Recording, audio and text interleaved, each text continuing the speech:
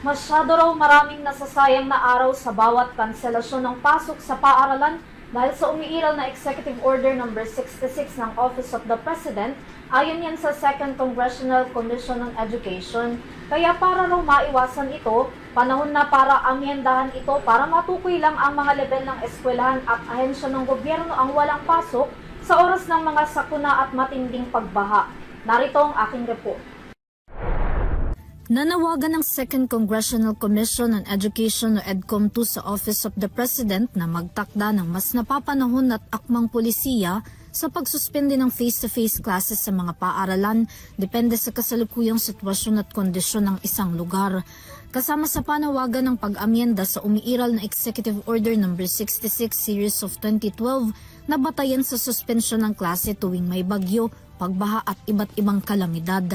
Ayon sa EDCOM2, nagiging ugat ng class suspension ng bilang ng araw na nasasayang sa pagkatuto ng mga mag-aaral sa paaralan. Kung ipatutupad daw ang iminumungkahi nila na granular class suspension o pagsuspende lamang ng klase sa mga lugar na may nakitang panganib, mas maraming estudyante ang makakapasok ng in-person classes. Sa paraan daw na ito, hindi buong probinsya, lungsod o munisipalidad ang maaapektuhan ng class suspension, kundi tutukuyin lamang ang level ng panganib sa bawat lugar.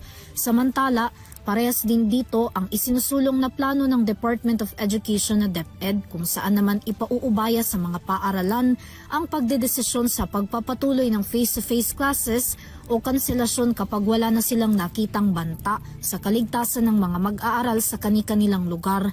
Batay sa pinakabagong analysis ng EDCOM2 ng DepEd, lumalabas na halos 15 araw kada school year ang nawawala sa mga estudyante para matuto. Noong 2024 hanggang 2025, ang Negros Occidental ang may pinakamaraming nawawalang araw sa mga mag-aaral na inabot ng 71 days, bunsod ito ng Canlaon Volcano Eruption. Sinundan ito ng Canlaon City na may 61 araw at Metro Manila na 15 days dahil naman sa pagtama ng bagyo. Sa isinusulong ng EDCOM2 at kagawaran ng edukasyon kasamang iba pang ahensya ng pamahalaan, batay sa local risk assessment, scientific evidence, konsultasyon sa mga paaralan at pagpapasya ng mga local chief executive at superintendent ang suspensyon ng klase. Para sa EuroTV News, Vanessa Cleofas, sumasaludo sa bawat Pilipino.